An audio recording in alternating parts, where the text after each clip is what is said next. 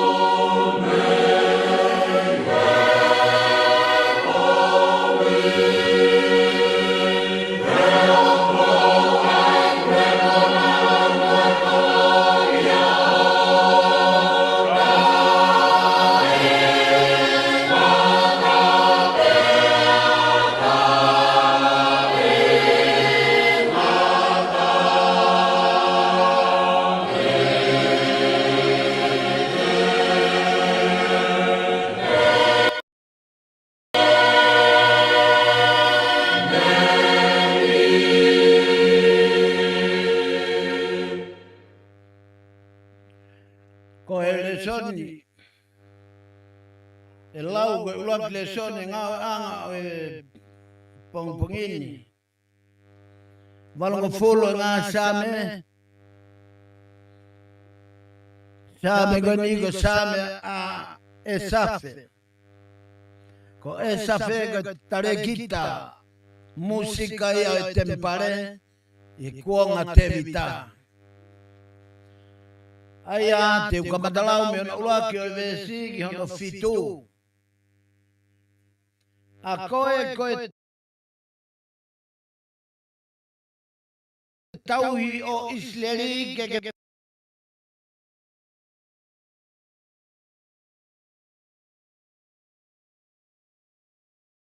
whanonga mai. Ke ulo mai.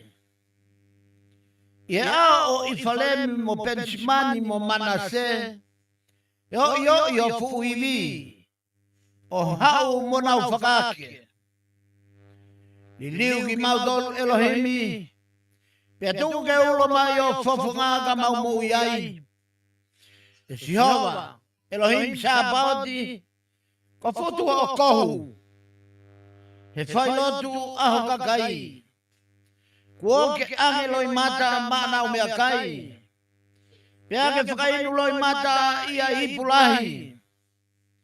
Kuo ke tutuni ki mautolu koe mea ke ke ai ai nofo fonuani pia guluma nobe famaunga firi liu ki maudolu Elohim Sapate betu ke ulo mai ho fofonga kamau mo ai ngata anga ia forfola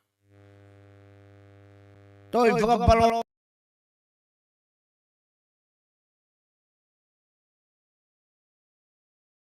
Profita haya ihe profita ko maika aya be lawa folfola pia koko e Peter hema e flata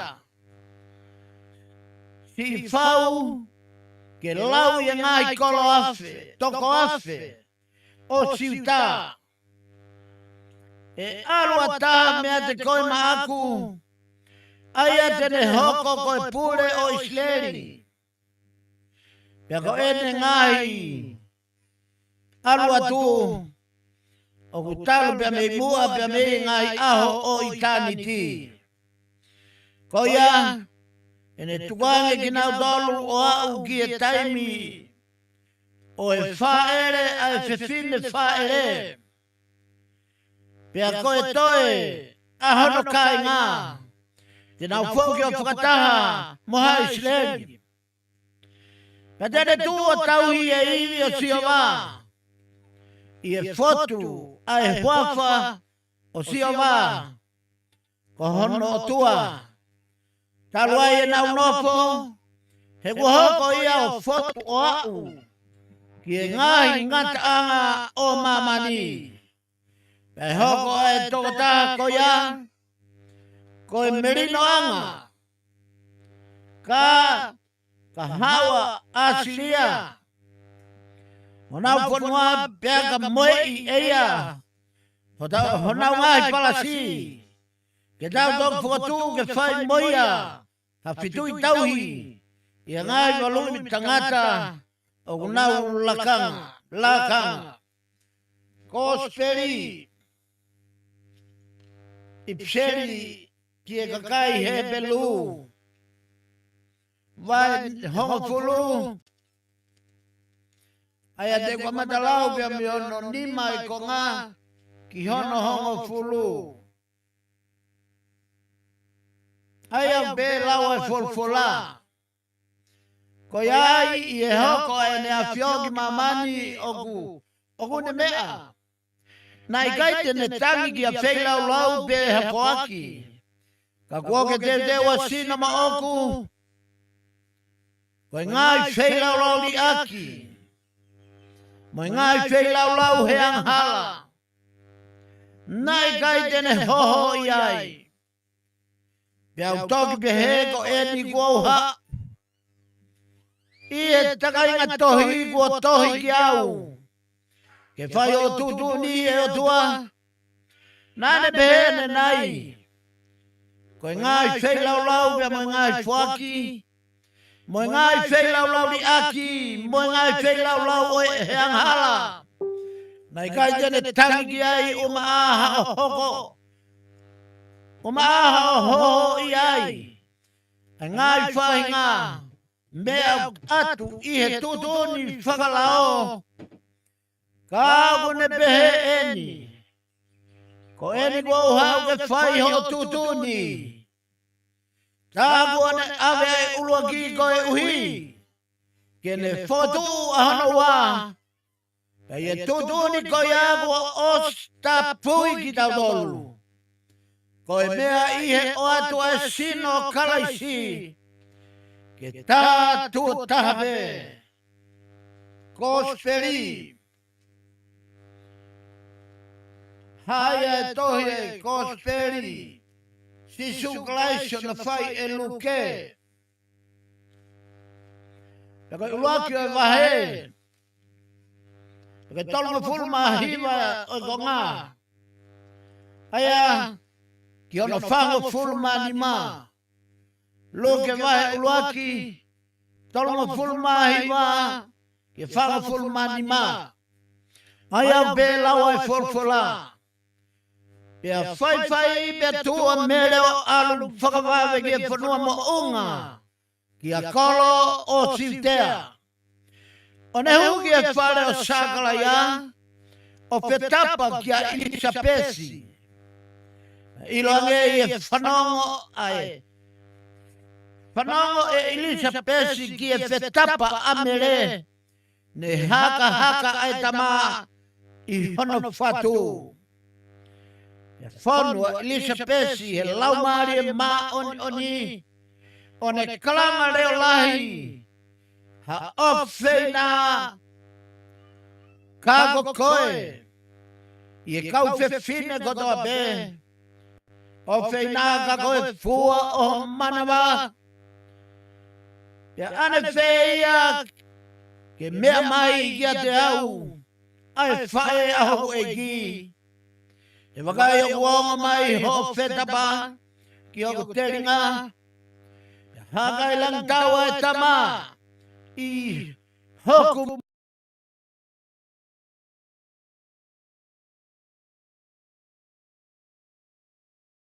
Manama. Ya manui aga koi ana e tuitala. Koi e whamoni e ngahi mea. Na e whahape me eiki kia teia. Na e whaha e eiki kia teia. Ngata anga ia forfola. Ulau. Whakakato ake Malanga o ia hon. Whakaofo. Pea me hio folofola. Tongi o folofola ke loloto. Ki e kana loto homa loto mama raumari. Hoko ho folofola ko a kapas. Ke ne tataki e mau i he pukuonga. Whaingata. Mopo weu. Mohoko mai e maha ki whakaua. Tari ki mau tau laumari e ia sisu kalais. Ko koe o mau whakamau i. Amen. Kore keu. Whatap ki e. Eiki koe laumari e mau ni on a fio. Ia tau loto ngā.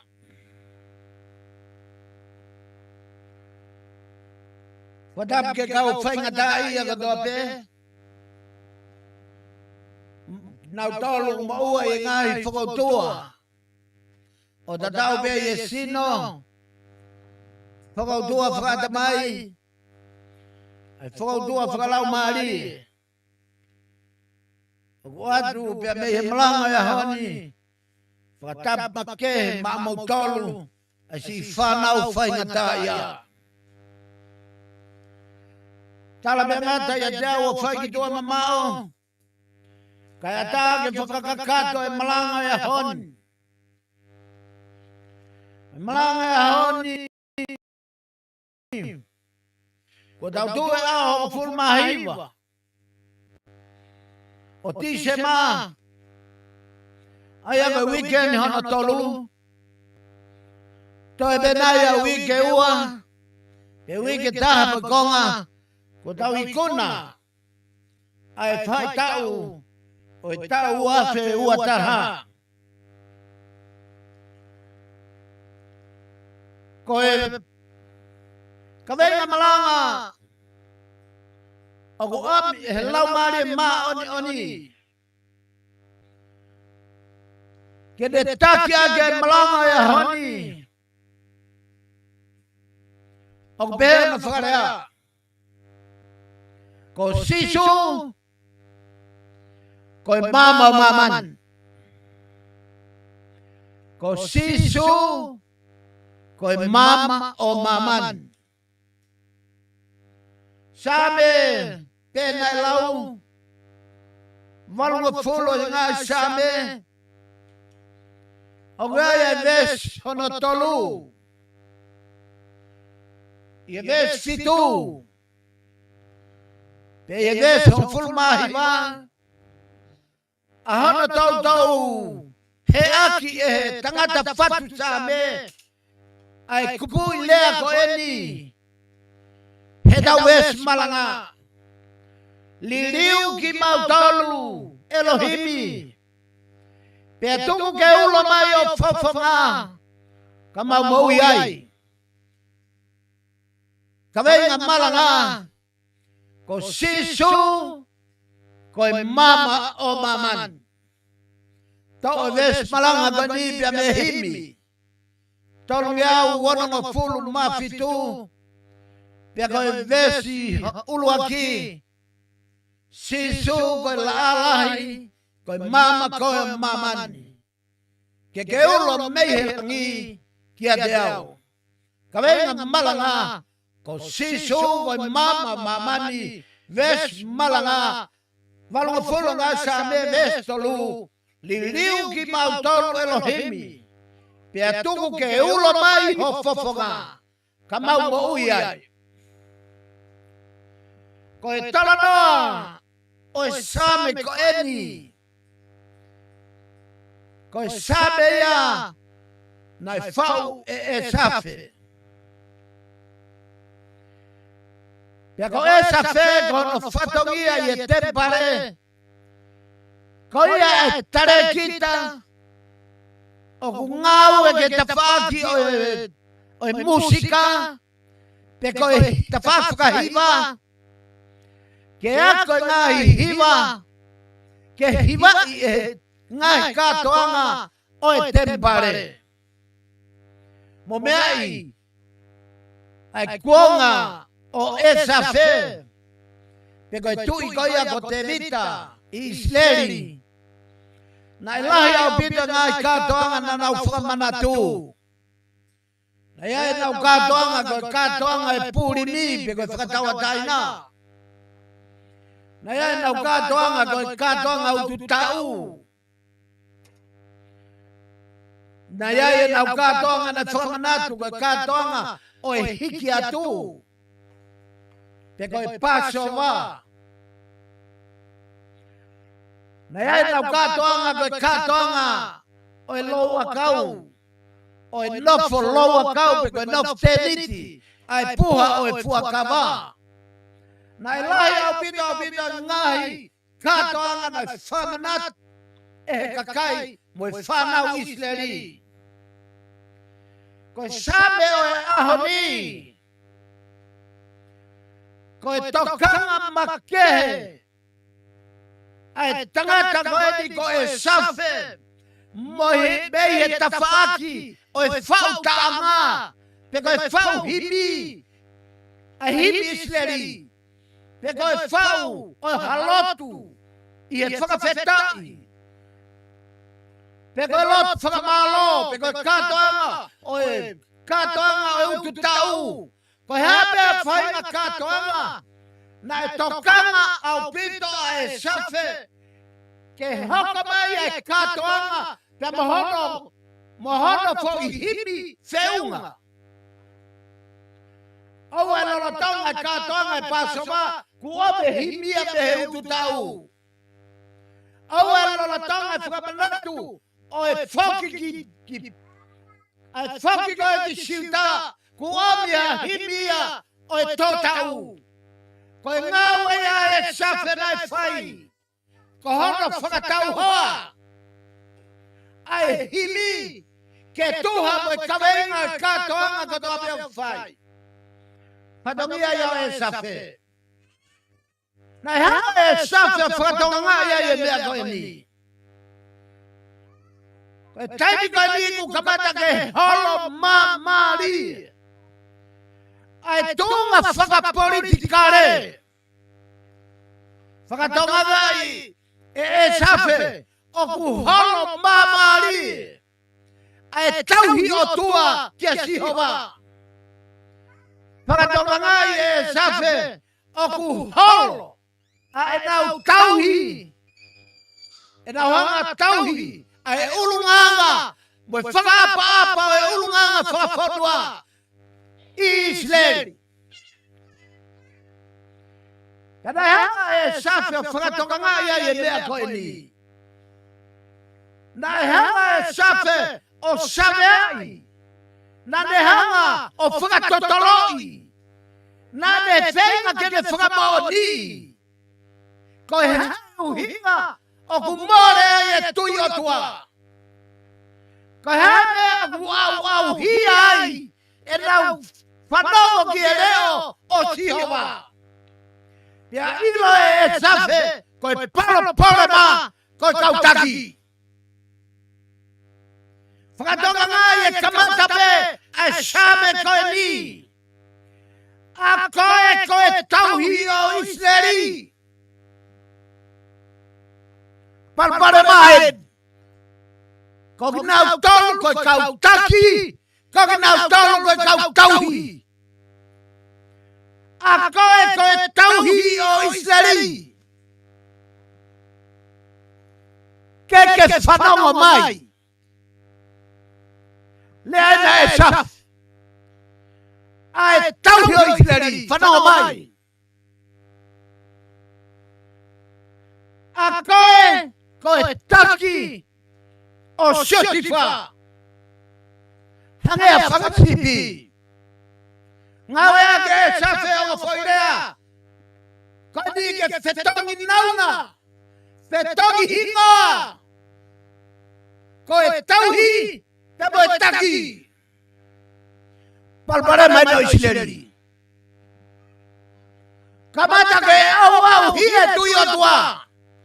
Kamata ke turi hana uteri ngā whanongo ki e whorofola. O whakaongo ki e o tua. Kai takaha ai te de Sailana. Tu mai kono whamoni. I e kuanga kotoa pe. Ai talo e kauna nite. Ai o tua pia mo Israeli. Pia ui e o tua hana palofita. Kai uhinga e palofita. Ke tala hau e o tua. Mo whakatonga ngā iange. O kai koe palofita. Ke tala ha mea hoi fua e o tua ki ai. Koe palofita. Lea ke kakai o hau. Hewe nau whaianga. Lea ke o tua. Lea ke kakai. O hau. He nau tarangata. He nau whiawaki.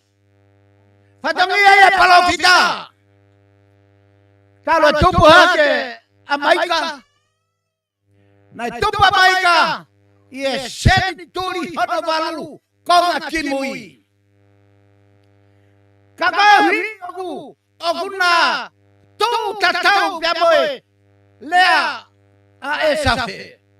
Tala mai e safe. Li liu ki mautalo no hini. Pia tuku ke ulo mai ho fofonga. Kabau maui ai. E konga kristiane. Kua mama na e wholofola. Na tau malanga e sapate ua ki mua. Whamore. Ta malanga e sapate ngō si. Whatamala. Ta malanga he honi. Liriu. He koe liriu koe whatamala. Ko hinga ya liu. Whanongo ke tara loto e safe. Liu ki mautau arohini.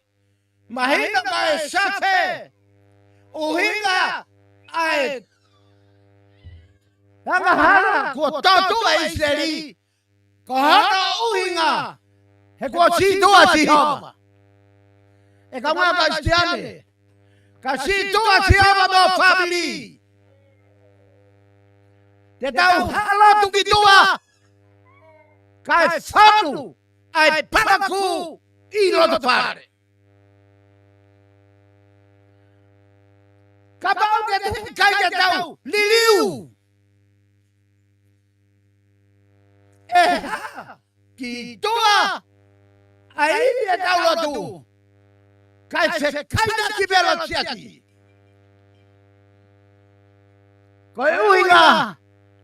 Koe hinga e whaitai ma on. Te kai mōne liriu. Koe whalea koe liriu. O ne ingala peia ke whatamala. Koe whalea koe whatamala. O ingala peia ke situa. Te koe tafok. Tafok whakao furi. Ke palpare mai hadi alo tu.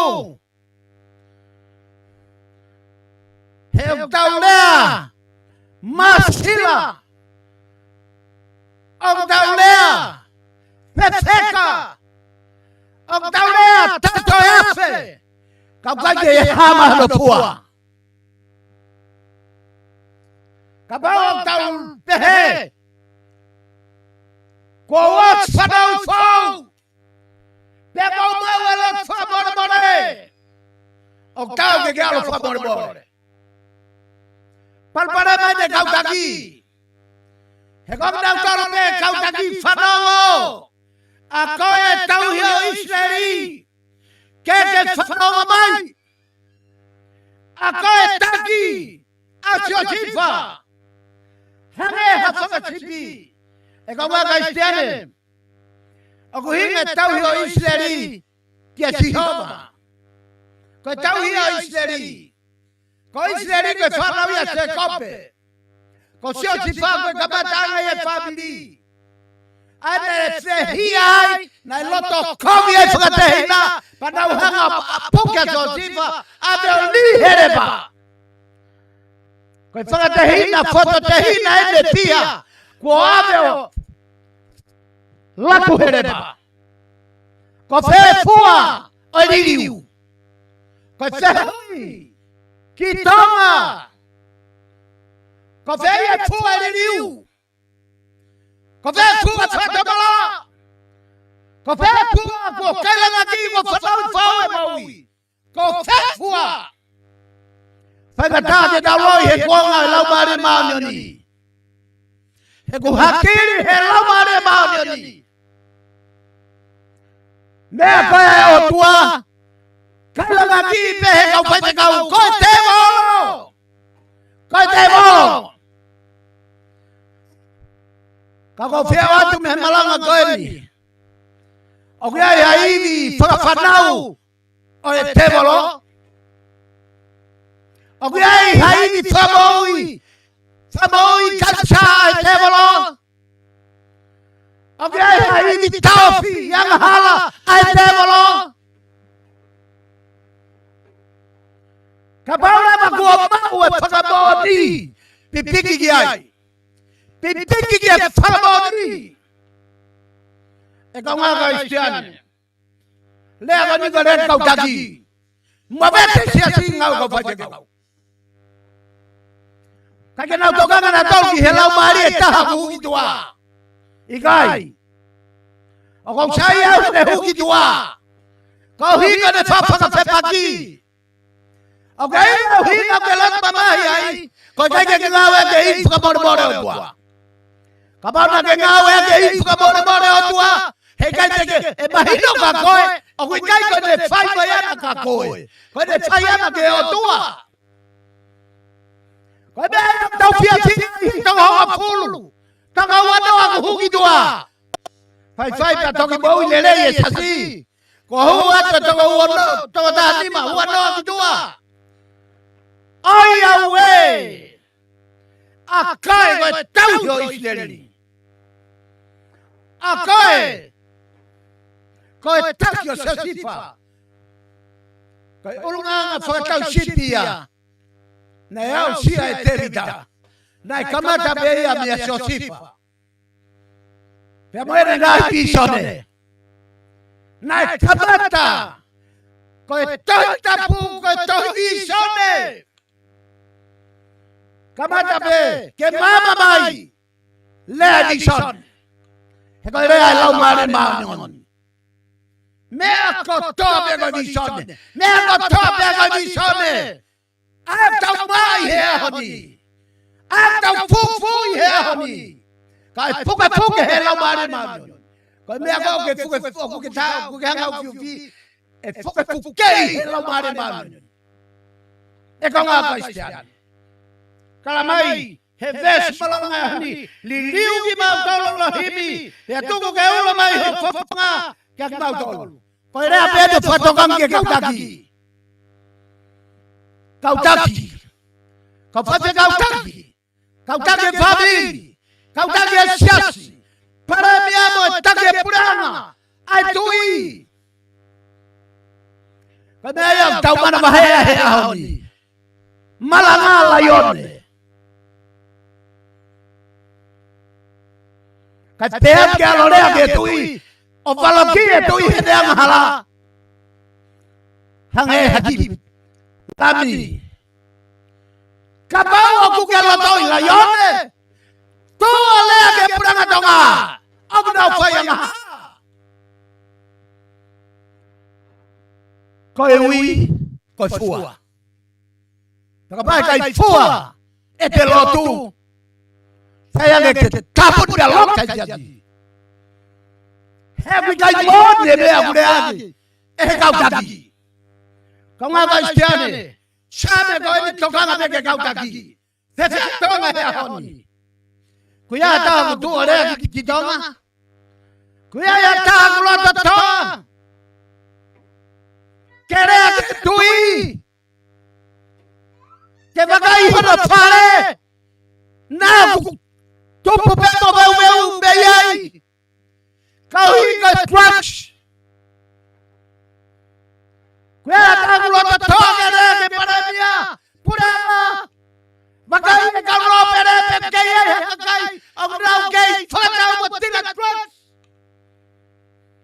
Kaya hani. Shame ya hani. Oyo. Ako tau yo Aositelelia. Ako taki. O tia kifa.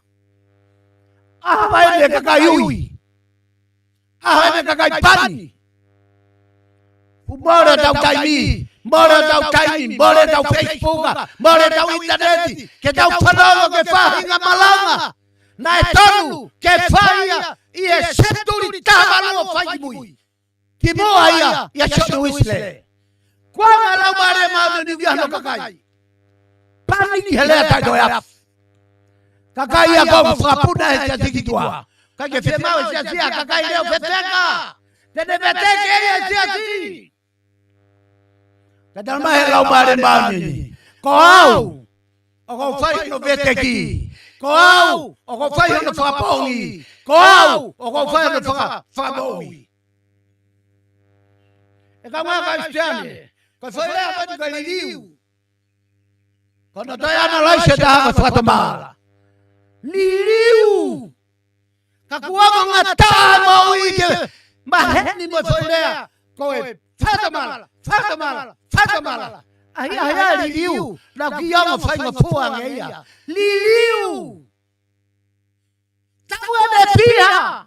Ho kapkapui, ho taswa mo mo tehina. Hotel for morei ho tu fefine. Hotel for morei ho fili. Kana fola. Ako e tau yo Aositelelia. Ako e taki. O sio tifa. Mo fala sibi. Tai bakai koe. O ka ya ko taki, patai tu o alu fai foi.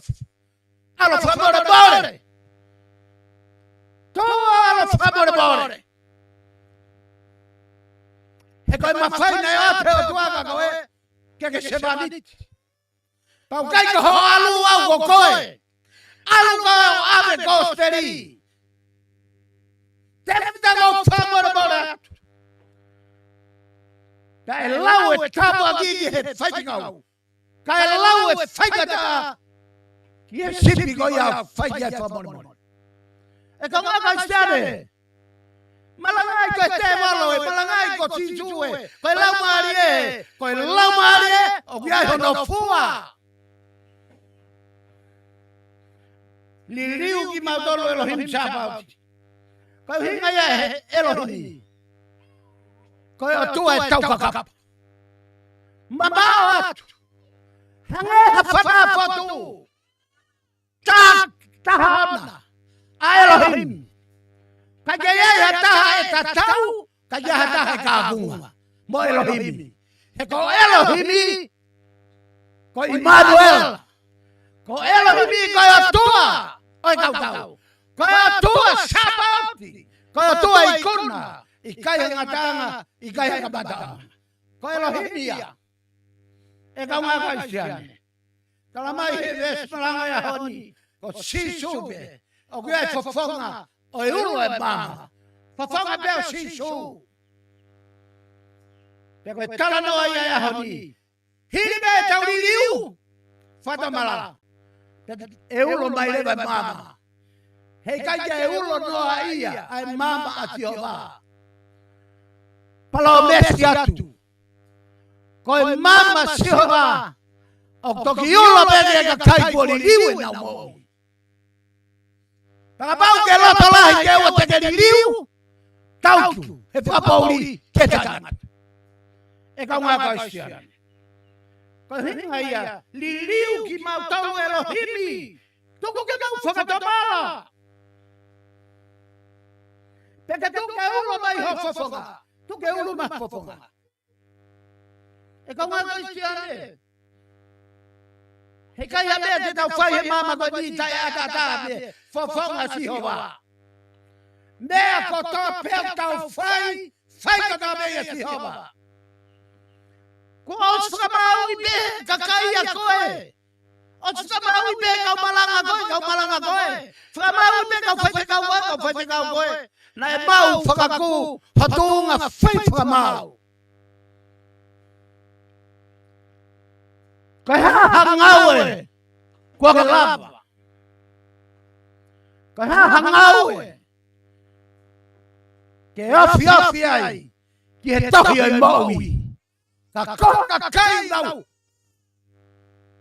kari e whaingata ke o Faifekau mahi kato e ngai le sone ahani li liu ki mau tolu ke whakatafoke tau maui ta tau whakatamala Peke ulo mai hana fofonga, ko fofonga si o ma, o toki ulo begi e ka kai, ko na os whatabala. E ka ngā kai stiane. O kui kai ko si e fofonga si o ma, o wange ko mama homotoka. Ke taimi beho fie mau ki whakau lope ka bos. O kai ko fofonga si o ma, ko hange, ko whare no foanga.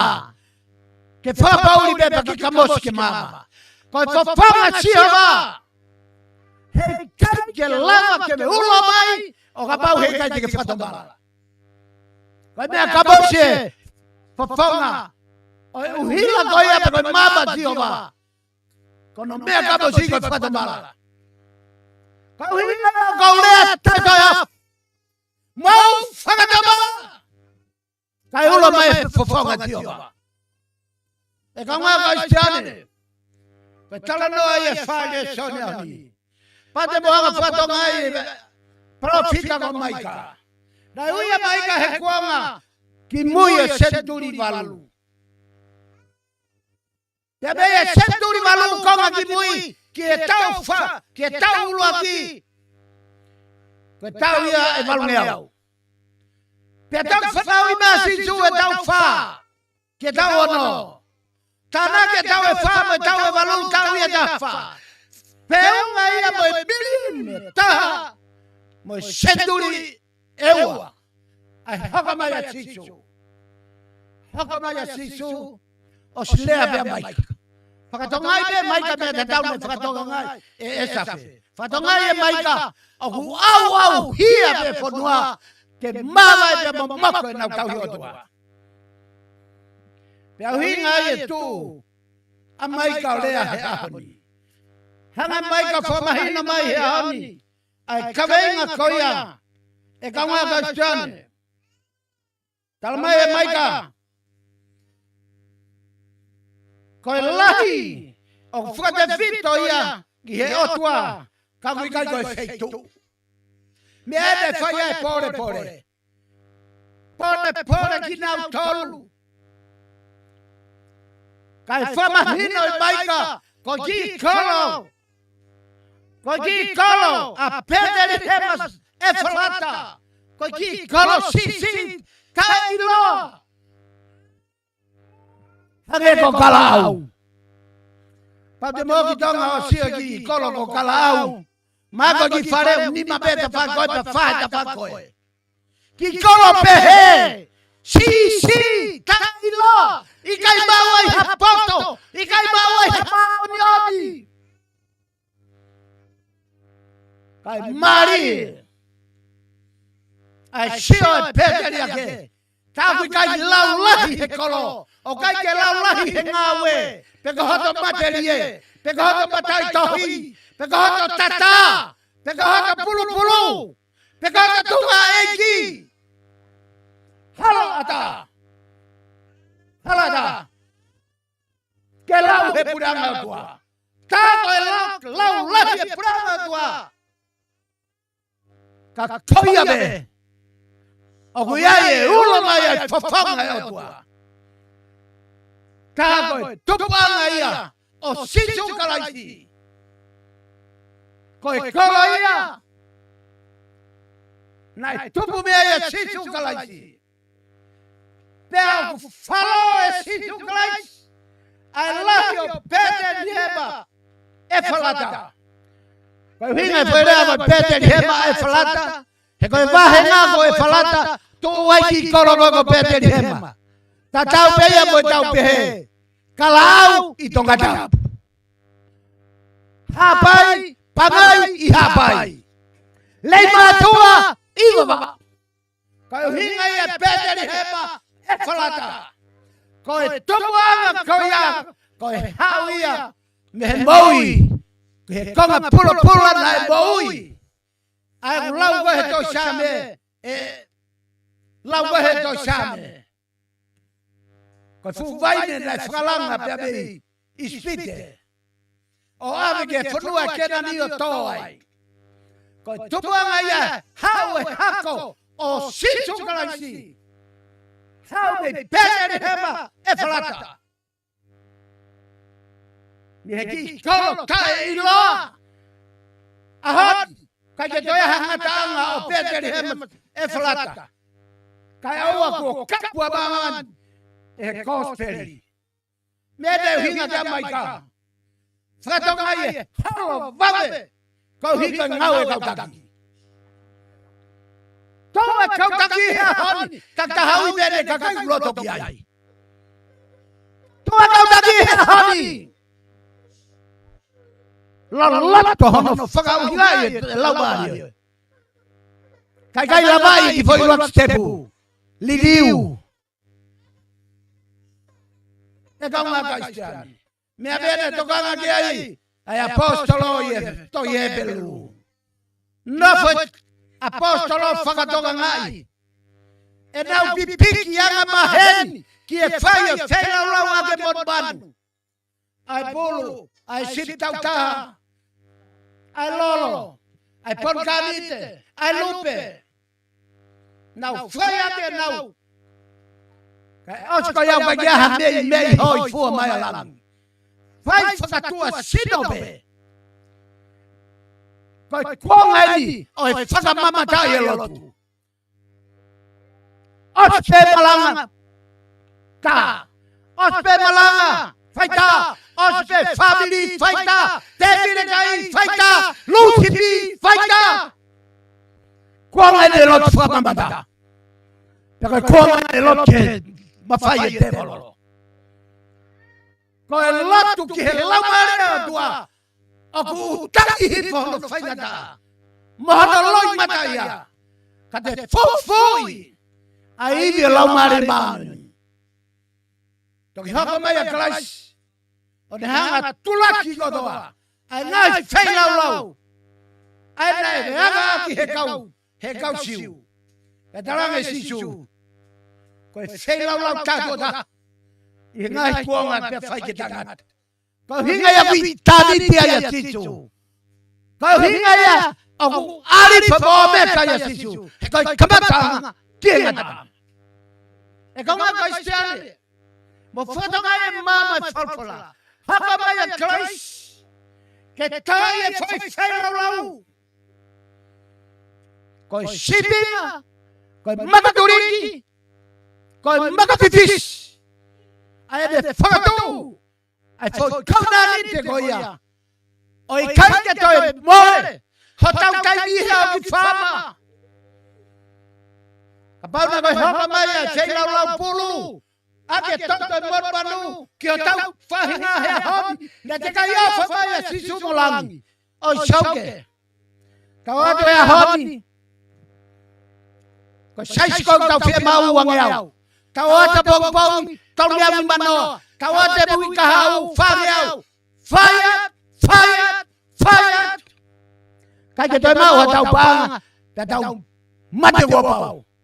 Kai ke lau fumor bore tau hala. Ka tau ko kolo ki heri. Kai lau bode heri. Ka kota whakamau ia ilo mi heri. Mata pau heri, mata pau hemani. E ilo me ai. O sto e whakamau to tonu me ai. E kau ngā Kristiani. Kai hinga ia, ai lea e apostolo e toi hebelu. Talonga mo sisu. Talonga mo sisu.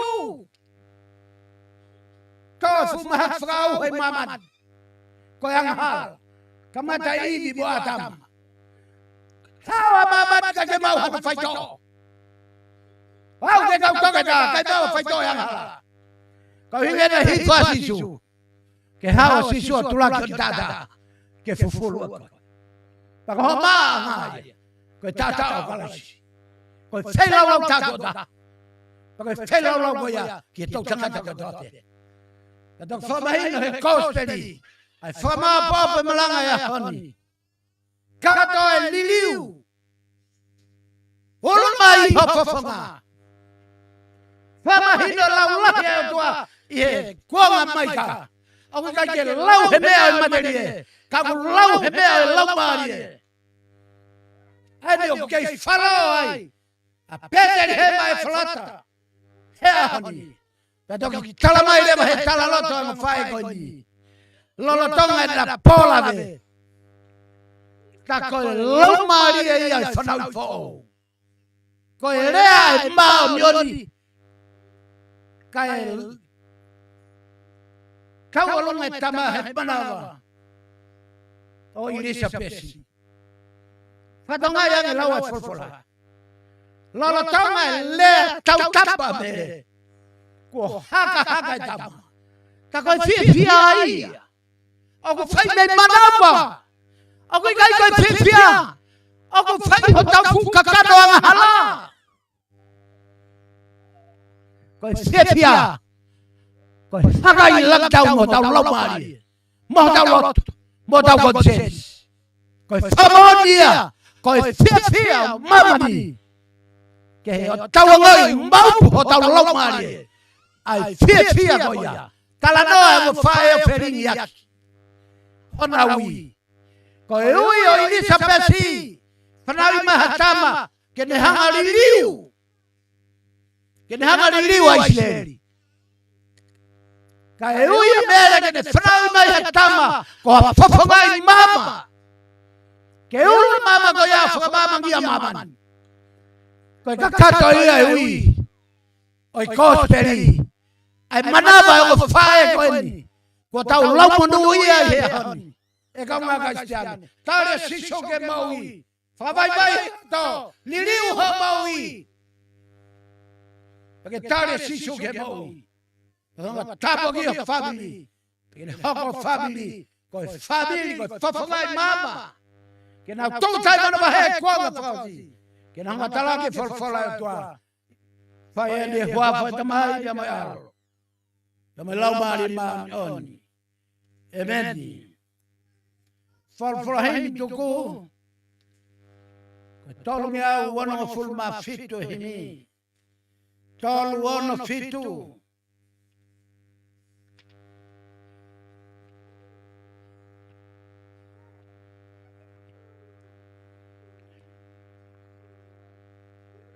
Sisu koe lalahi. Mama koe o mamani. Ke ulo mei he langi kia te au.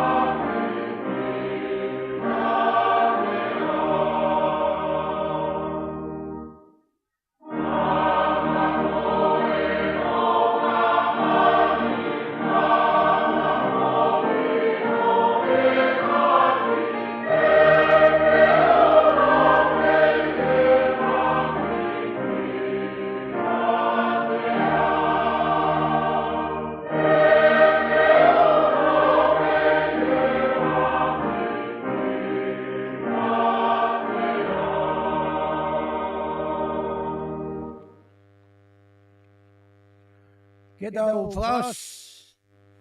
Bea ko nonga ay otwa ay mama o itatay at may ko dobe. O fagin ni maluyo paulo do mo ngay fakaw ya kasiso. O kumay tapo ay do mafi. Tamay alaw mariman on. Edek daw dol ko dobe yes ikaw fay tay ko dobe. Kau Kristian ko dobe beonay. Fay maway bege dangata. Emeni.